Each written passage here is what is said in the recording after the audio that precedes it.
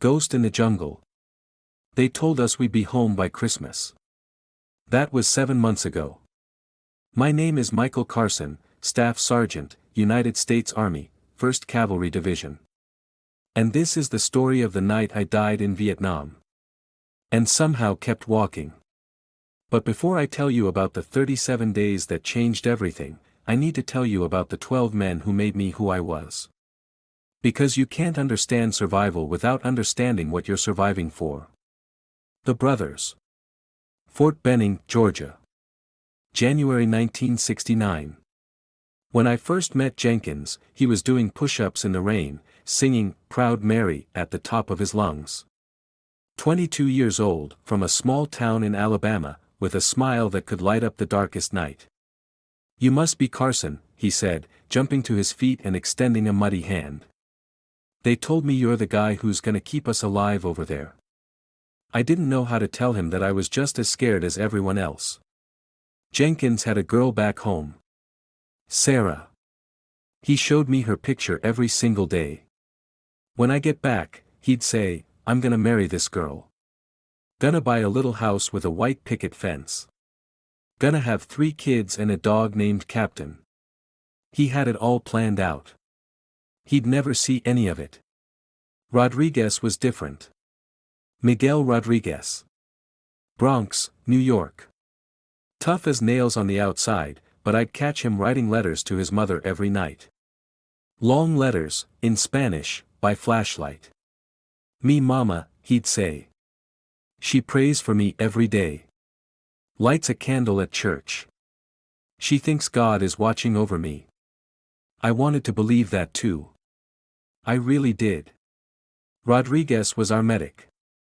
He'd patched up more guys than I could count. Steady hands, steady heart. "I didn't come here to kill people, Sarge," he told me once. "I came here to bring our boys home." He saved 17 lives in Vietnam. He couldn't save his own. Miller was the quiet one. Daniel Miller. Oregon. 31 years old, which made him ancient by our standards. 2 tours already behind him. He'd seen things the rest of us couldn't imagine. "Why'd you come back?" I asked him once. He looked at me with those tired eyes and said, "Because somebody's gotta look out for kids like Jenkins. Somebody's gotta make sure they make it home to those white picket fences." Miller was the best soldier I ever knew. He moved through the jungle like a ghost. Could read terrain like a book. Knew when danger was coming before anyone else. But even ghosts can die. There were 9 others. Patterson, who could fix anything with duct tape and prayer. Davis, who carried a harmonica and played it every night. Thompson, who was counting down the days until his rotation ended. Williams, who never talked about home because he didn't have one to go back to. Martinez, Foster, Harrison, Coleman, and Brown. Each one a story. Each one a brother. Each one a ghost that would haunt me forever. We shipped out to Vietnam in March 1969. The heat hit you like a physical force when you stepped off that plane. Not just hot. Suffocating. Like the air itself was trying to kill you. "Welcome to hell, boys," Miller said, slinging his rifle over his shoulder. He wasn't wrong. The Valley of Death. November 1969. A Shau Valley. The A Shau Valley had a reputation. They called it the Valley of Death. The NVA used it as a major supply route. Dense jungle, steep mountains, and more enemies than you could count. Command wanted eyes on the ground. They wanted to know enemy positions, supply lines, strength estimates. Standard recon patrol. 3 days, the lieutenant briefed us. In and out. Observe and report. Do not engage unless absolutely necessary. Jenkins leaned over and whispered, "You believe that?" 3 days my ass. I should have listened to him. Day 1 started before dawn. We moved in single file through the jungle. Miller on point, me in the middle, Rodriguez bringing up the rear. The canopy was so thick that even at noon, it felt like twilight. Jenkins was behind me, humming quietly. Some song his girl liked. I could hear Davis's harmonica somewhere back in the line, barely audible. Contact in 3, 2, 1. Miller's voice came through the radio. But nothing happened. False alarm, he said. Thought I saw movement. We kept moving. By midday, we'd covered maybe 5 clicks. The jungle fought us every step. Vines that grabbed at your gear. Mud that sucked at your boots. Insects that treated you like a buffet. This place is beautiful, Patterson said, his voice dripping with sarcasm. Might retire here when the war's over. We all laughed. Dark humor was our armor. Thompson pulled out a calendar. 17 days, he said. 17 more days and I'm on a plane home. Don't jinx it, Miller warned. But Thompson just smiled. Nothing can touch me now, old man. I'm short. Too short for this place to kill me. That afternoon, we found the trail. Not a game trail. A supply trail. Fresh boot prints. Bicycle tracks. The NVA had been through here recently. Command, this is Ghost 6, I radioed. We've got confirmed enemy activity. Heavy traffic pattern. Looks like a major supply route. The voice that crackled back was full of static. Copy that, Ghost 6. Observe and report. Maintain position. We set up an observation post in the dense undergrowth. Waited. Watched. That's when Rodriguez saw them. Sarge, he whispered urgently. Movement. 2 o'clock. Through the foliage, I could see them. NVA soldiers. Not just a few. Dozens. Moving in formation, loaded down with supplies. Everybody stay quiet, Miller breathed. Let them pass. We were invisible. Professional. We'd done this 100 times. Then Jenkins's radio squelched. Just a burst of static. Half a second. But in the jungle silence, it was like a gunshot. The NVA soldiers froze. Oh God, Jenkins whispered. Oh God, I'm sorry. The world exploded. I don't know who fired first. Maybe them. Maybe one of us panicked. But suddenly the jungle was screaming with gunfire. Contact. Contact. I was yelling into the radio. We are engaged. Multiple enemy. We need immediate evac. But the radio was dead. The bullet that saved my life by hitting the radio instead had just condemned all of us. The ambush. Time loses meaning in combat. 1 second you're behind cover, returning fire. The next second you're somewhere else entirely, and you don't remember moving. Jenkins. On your 6. Miller was screaming. I turned and saw Jenkins spin around, his M16 barking. An NVA soldier went down, but 2 more appeared behind him. Rodriguez was dragging Patterson. Patterson's leg was gone from the knee down. Just. Gone. But he was still screaming, still alive. I got you, Hermano. Rodriguez was yelling. I got you. The RPG came from nowhere. I saw it streak through the air like a comet.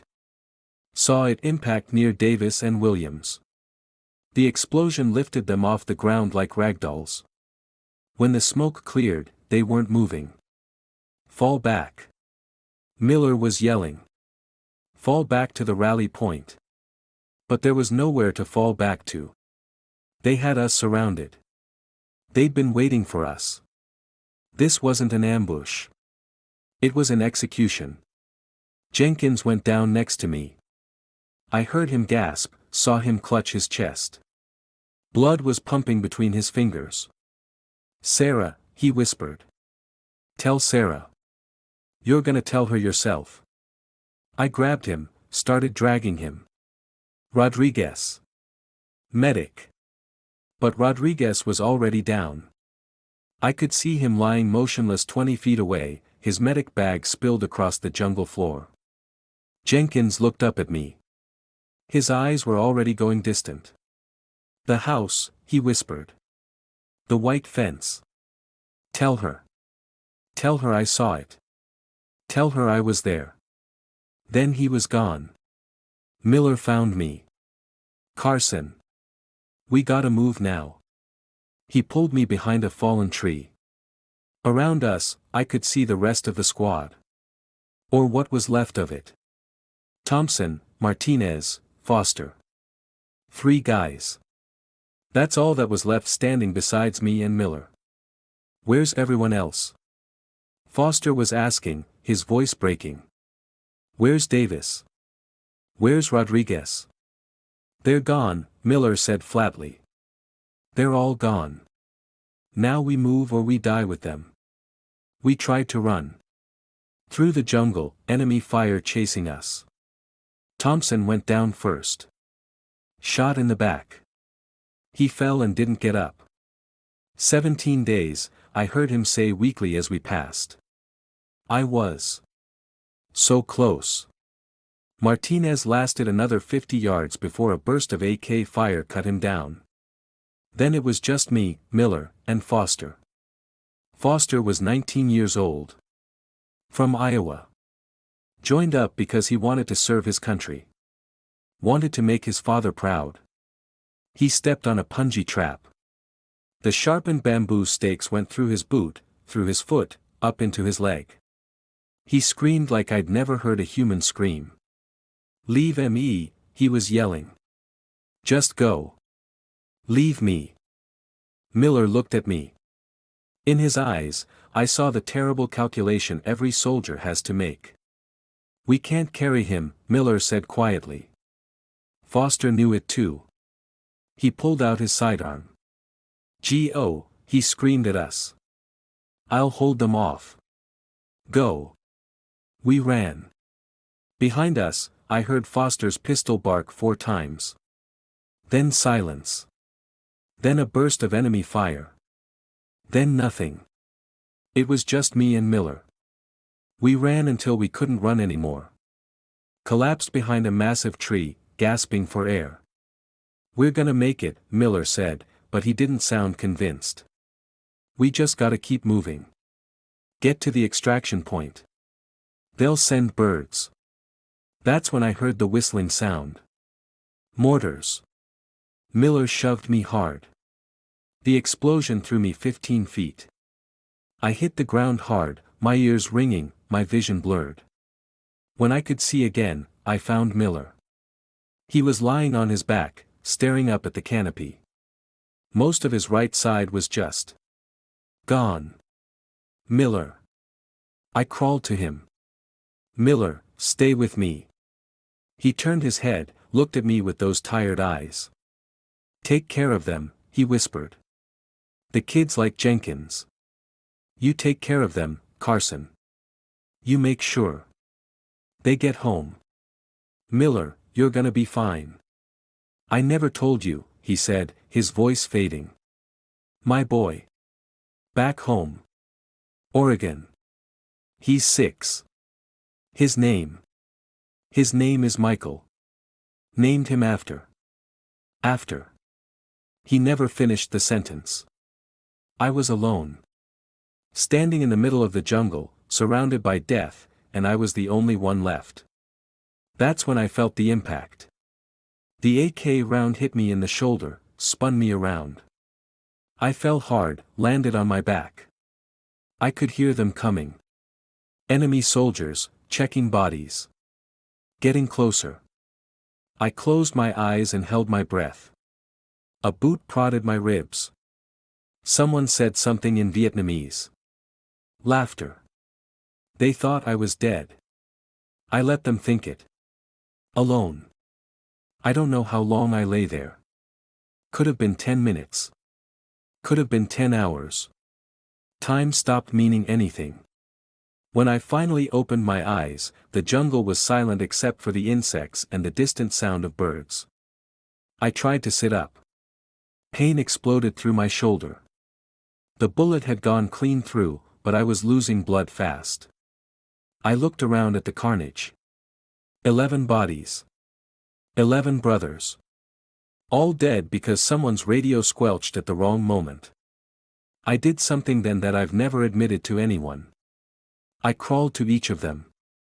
Checked for dog tags. Said goodbye.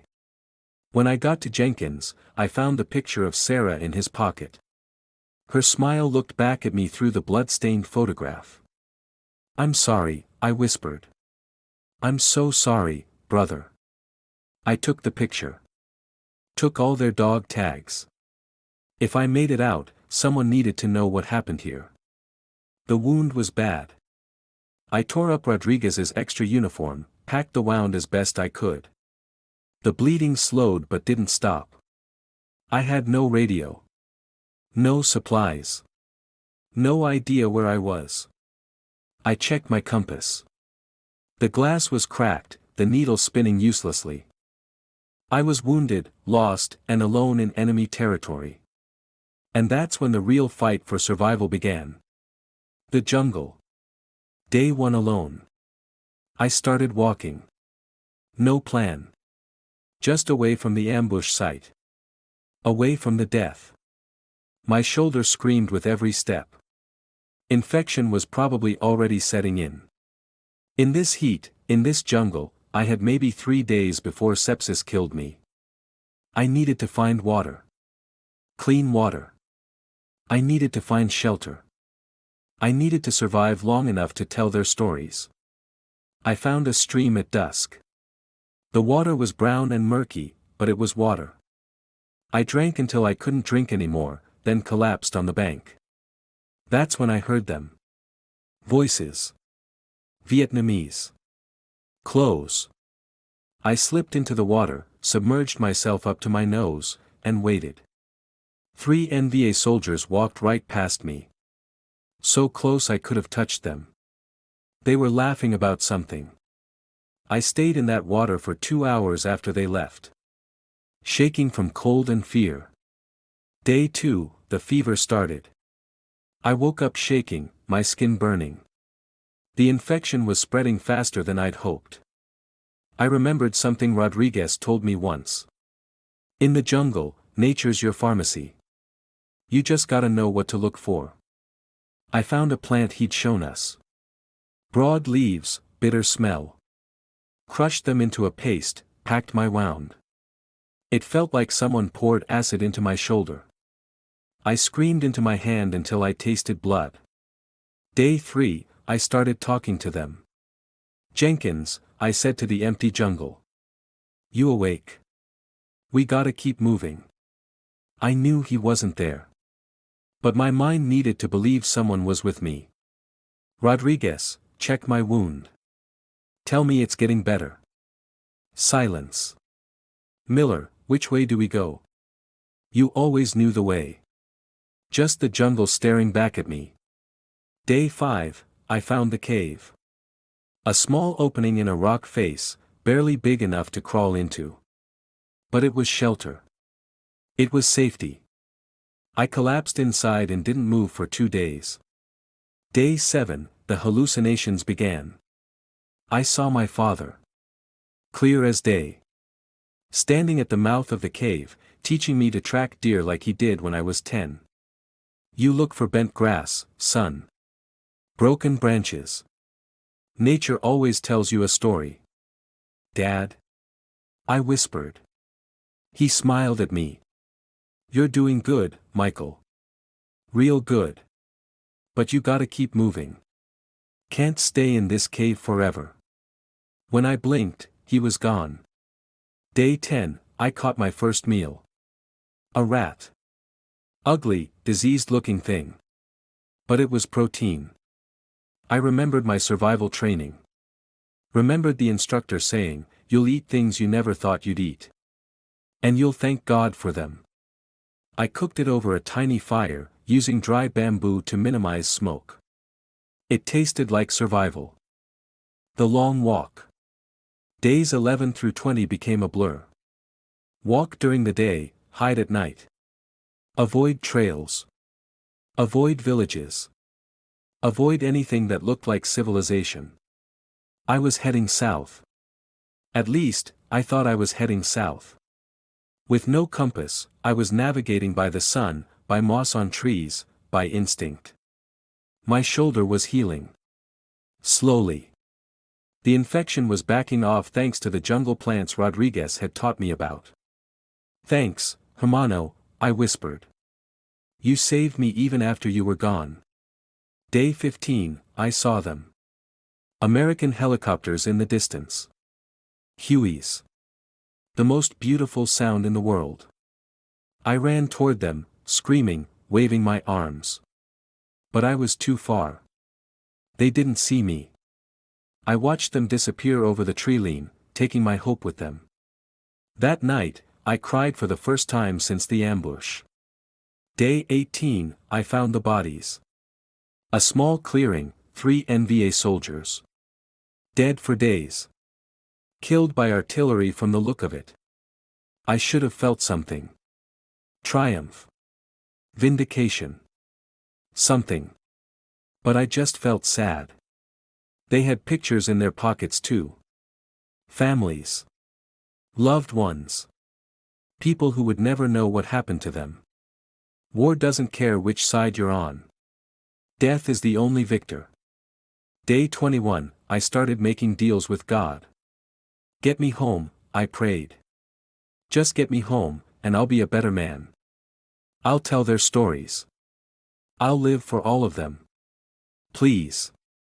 Just get me home. I don't know if God was listening. But I kept walking. Day 24, I heard the firefight. Distant gunfire. American M16s. I'd know that sound anywhere. I moved toward it, careful. Could be a trap. Could be anything. Through the trees, I saw them.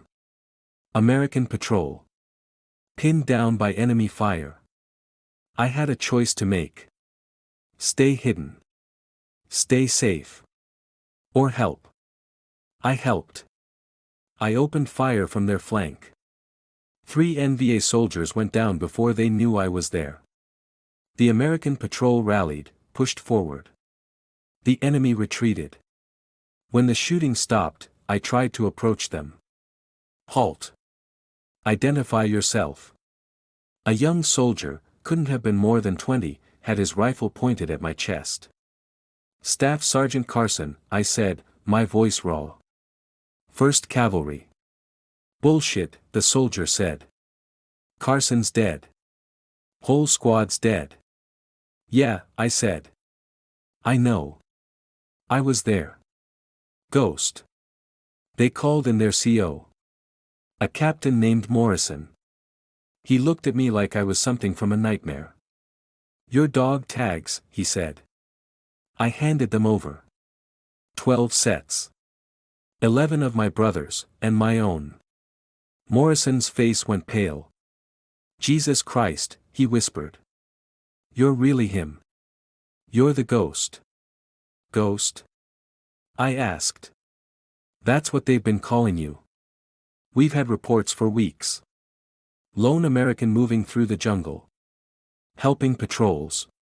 Disappearing. Everyone thought it was VC propaganda. Psychological warfare. I laughed. It came out sounding broken. Not a ghost, Captain. Just a survivor. They gave me food. Real food. Sea rations tasted like heaven. Coffee tasted like salvation. The young soldier who'd almost shot me sat down next to me. I'm sorry, Sarge. For not believing you. Don't be, I said. You did the right thing. Never trust anything in this jungle. How'd you survive? He asked.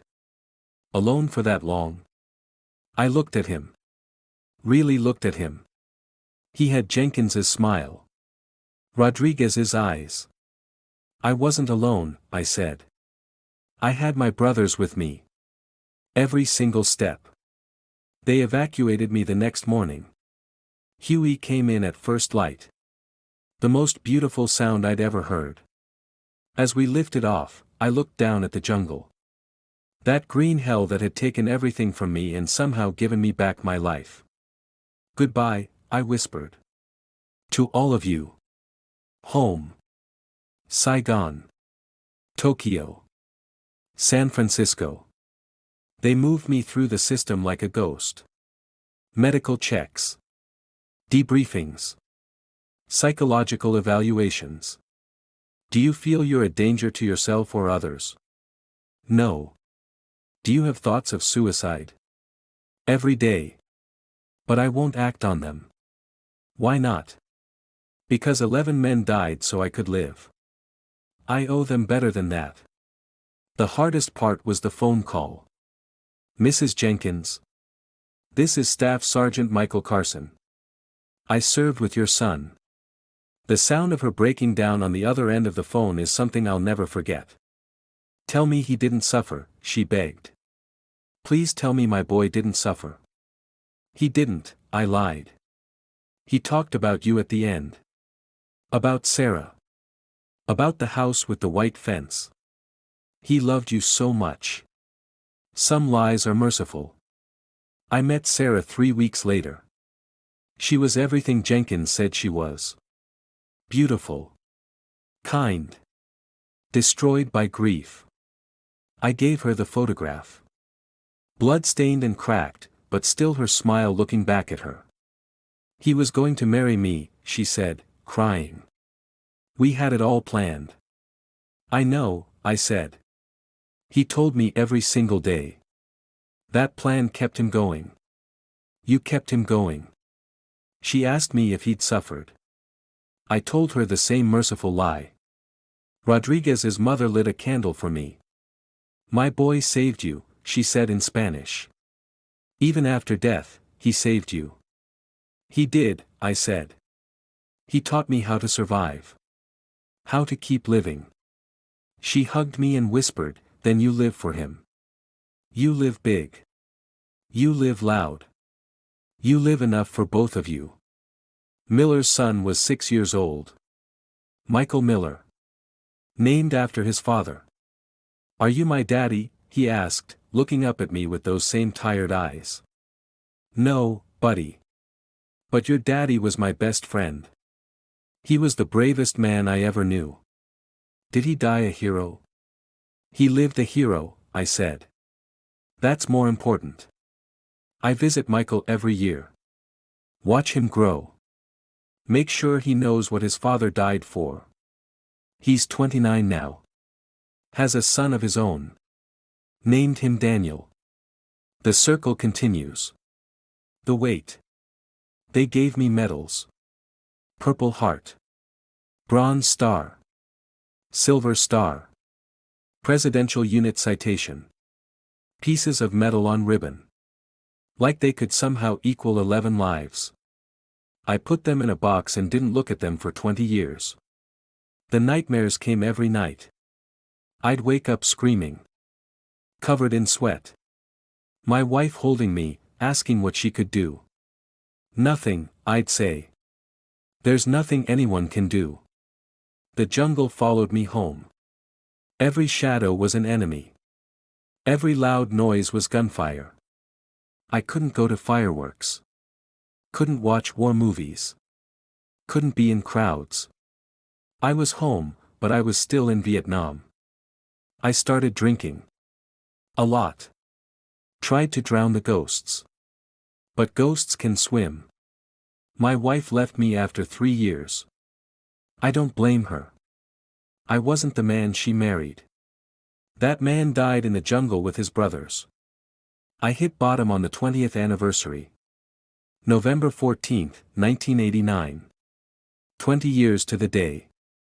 I was standing on a bridge, looking down at the water, thinking how easy it would be to just let go. Then I heard Jenkins's voice. Not a hallucination. Just a memory. So clear. When I get back, I'm gonna live, Sarge. Really live. Not just exist. I stepped back from the edge. I got help. VA counseling. PTSD support groups. Other veterans who understood. It took years. Decades. But slowly, I learned to live with the ghosts instead of being haunted by them. Legacy. I'm 74 years old now. Sitting in my small house in Montana. Looking at the mountains. At the trees. The nightmares still come. But not every night anymore. I still talk to them. My brothers. But now it's not from guilt. It's from love. Every November 14th, I go to the wall. The Vietnam Veterans Memorial in Washington. That black granite wall with 58,000 names. I find 11 names. Touch each one. Still here, brothers. Still walking. Still keeping my promise. Last year, something amazing happened. A young man approached me at the wall. Early 20s. He was crying. "Excuse me, sir. Did you know Private First Class David Jenkins?" My heart stopped. "I did," I said. "He was my brother. He was going to be my grandfather," the young man said. "My mom. She was born 8 months after he died. My grandmother never knew she was pregnant when he shipped out. Jenkins had a grandchild. A great-grandchild. His bloodline survived." "What's your name?" I asked. "Michael," he said. "Michael Jenkins. Named after you. My grandmother said you were the one who told her about my grandfather's last moments." We stood there, two strangers connected by blood and sacrifice, and we cried together. That's when I understood. Survival isn't about the 37 days. It's not about the jungle, or the pain, or the fear. Survival is about what you do with the life you've been given. It's about honoring the fallen by living fully. It's about turning grief into purpose. It's about walking forward, even when every step hurts, because stopping dishonors their sacrifice. I've lived 55 years since that jungle. I've watched the sun rise over mountains. I've tasted my grandmother's cooking. I've held my daughter when she was born. I've taught my grandson to fish. I've lived all the things my brothers never got to do. And every single moment, I've tried to live enough for 12 men instead of one. Some people call me a hero. They're wrong. The heroes are on that wall. 58,000 names. 58,000 men and women who never got to grow old. Never got to see their children. Never got to live the lives they deserved. I'm not a hero. I'm just the guy who got to keep walking. But here's what I want you to understand. Every single one of us is fighting our own jungle. Our own ambush. Our own 37 days. Maybe it's depression. Maybe it's addiction. Maybe it's grief, or fear, or loneliness. Maybe it's something that makes you want to give up. Stop walking. Lie down and let the jungle take you. Don't. Don't you dare. Because somewhere, somehow, you have brothers. Sisters. People who love you. People who need you. And even if you can't feel it right now, even if the jungle is so dark you can't see the light. Keep walking. One step. Then another. Then another. You don't have to be strong. You don't have to be brave. You just have to take the next step. To Jenkins, Rodriguez, Miller, Patterson, Davis, Thompson, Williams, Martinez, Foster, Harrison, Coleman, and Brown. I'm still here. Still walking. Still telling your stories. And I promise you, brothers. Every single step I take is for you. To everyone listening to this. You are not alone in your jungle. You are stronger than you know. You are worthy of survival. And your story isn't over yet. Keep walking.